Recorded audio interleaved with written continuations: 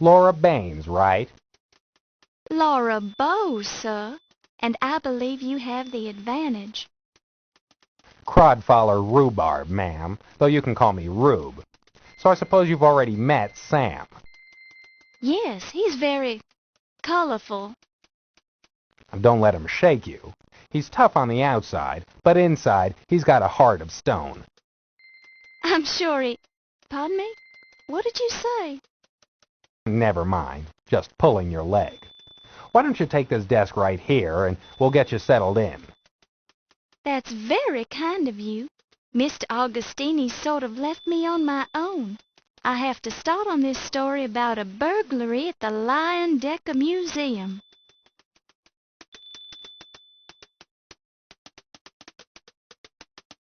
This is now your desk. It's very old and looks like it hasn't been cleaned thoroughly in years, but it's sturdy and serviceable. You peel up a corner of the blotter to reveal a small key. You pick it up and place it in your purse.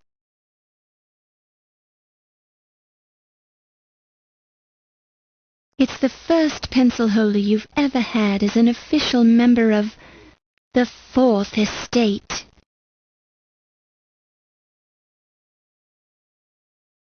A common, everyday, ordinary key. Quite dull and boring, actually.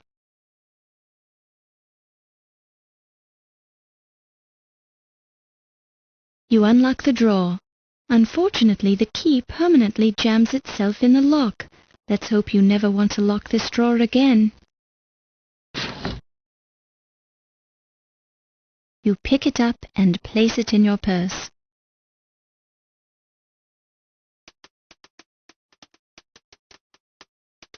A press pass.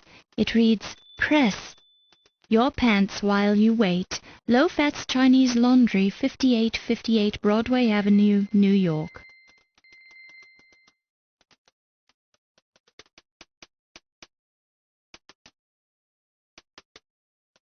It's a waste paper basket conveniently situated next to the desk.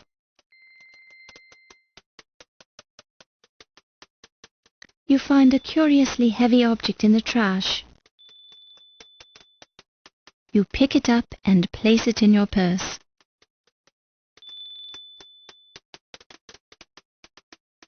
This baseball has been autographed by Bob Ruth, Babe's unknown younger brother.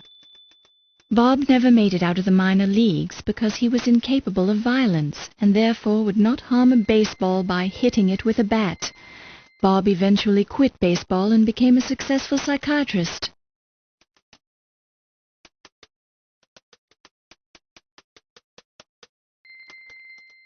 It's your official New York Daily Register News Tribune reporter's notebook with index tabs for people, places, and things.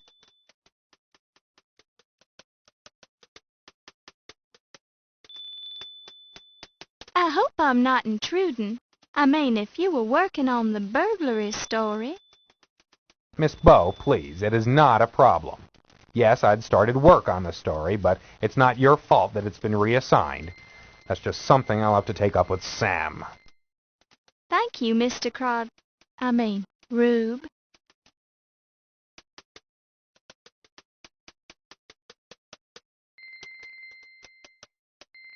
What can you tell me about Sam? He's a perfectionist. I badmouth him now and then, but, well, he's given me plenty of breaks, so I owe him a few.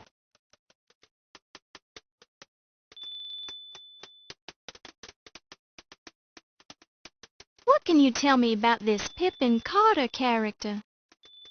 A queer bird, if ever I've met one. Kind of comes across as cultured, yet he's a loudmouth, you know what I mean? He's got a chip on his shoulder the size of the Brooklyn Bridge. He'll try to cut you down, just shake it off. That's what I had to do.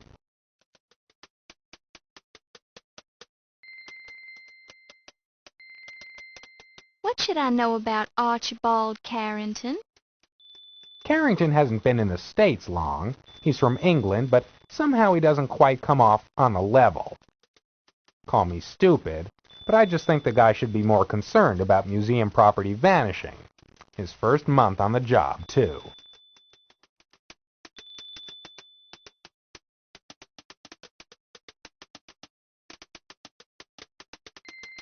Have you dealt with Detective O'Reilly? I know he's assigned to the case. I didn't get anything out of him. Maybe you'll have better luck, being a lady and all.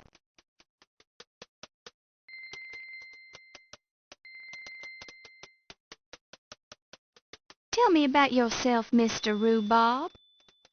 What's to tell? I'm a reporter for this paper, probably since before you were born. But I want to know about the real Crodfaller T. Rhubarb. You mean there's another Crodfaller T. Rhubarb? No two sets of parents could be that cruel. That's okay, Mr. Crodfaller. You don't have to tell me about yourself if you don't want to. Rube. Who are you calling a... Oh, Rube's your nickname, isn't it? Sorry, I forgot.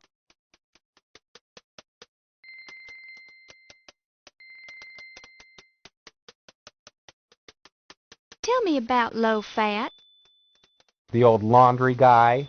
What's to tell?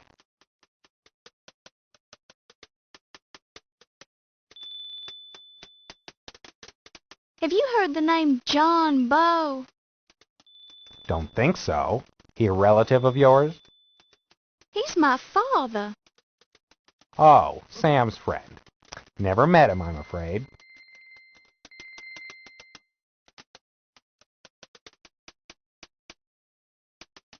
Is there anything I should know about working here at the New York Daily Register News Tribune? Well, first of all, we call it the Trib. No need to use the whole name. I don't think anyone in New York even remembers the whole shebang. Second, don't worry about Sam. He's gruff and loud, but he's really a cream puff. Don't let him push you around. Lastly, don't get too attached to any one assignment. You never know when it'll be yanked away from you and given to some less experienced reporter with no qualifications except an in with the boss. Ahem. Sorry, didn't mean to get peevish.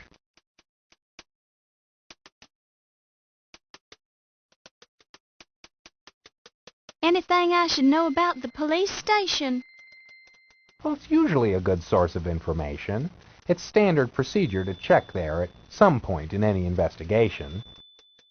Sometimes they just blow smoke at you, hand you the commissioner's party line. But once in a while they'll give you something you can actually use.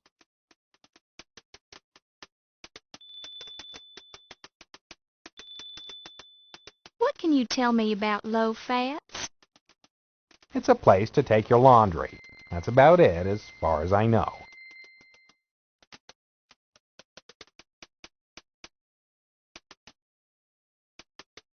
Give me the lowdown on the 12th Street docks. Lowdown? You've been reading too much pulp fiction. The docks are the docks. Keep away from them unless you have business there.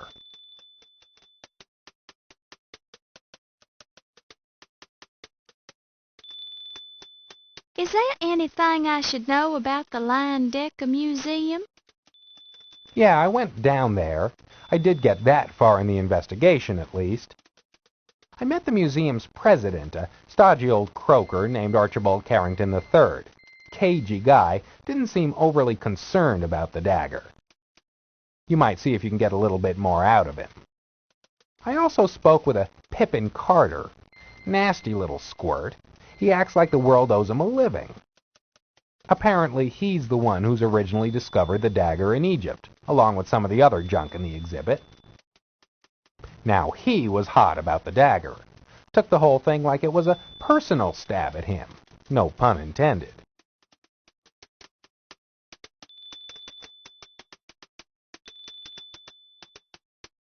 Now, what's the scoop on the flower shop? You mean the speakeasy? The flower shop's just a cover. Look for a fella there named of Ziggy. He knows a lot and tends to talk too much.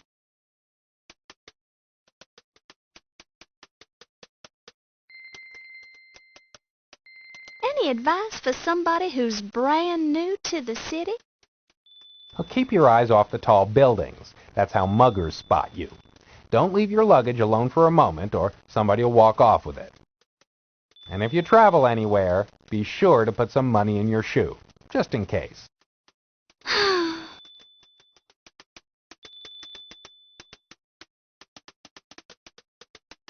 can I find this speakeasy? Just ask any cab driver. They'll take you there. It's the place disguised as a flower shop.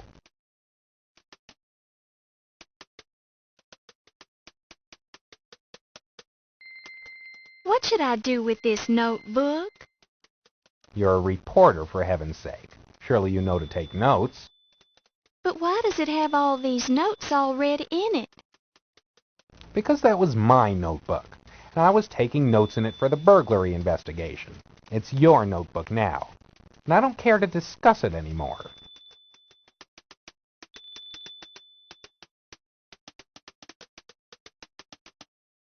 What is this? I'm not sure. Hand it to me, and I'll take a closer look at it.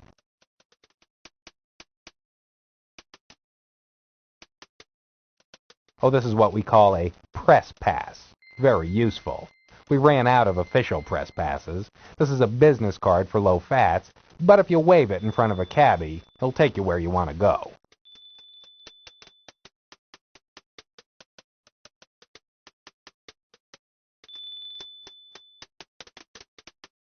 I found this baseball in the trash. What should I do with it? Keep it, I guess, or give it away. The sports writer who sat at your desk only had about 50 souvenir baseballs.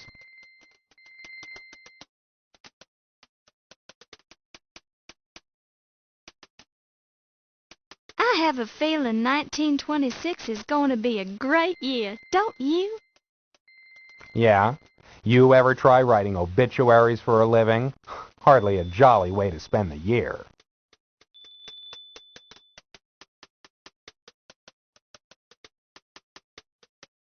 Were you able to get any leads at all about the burglary at the museum? No, hadn't been working on the story very long. I went to see Detective O'Reilly down at the police station, but he was pretty tight-lipped. I was planning on talking to Ziggy down at the speakeasy. He's a stoolie, usually good for a tidbit or two. Any other leads I can follow up on? With due respect, ma'am, it's going to be your byline on the story, not mine. Point taken, Mr. Crodford. Rube,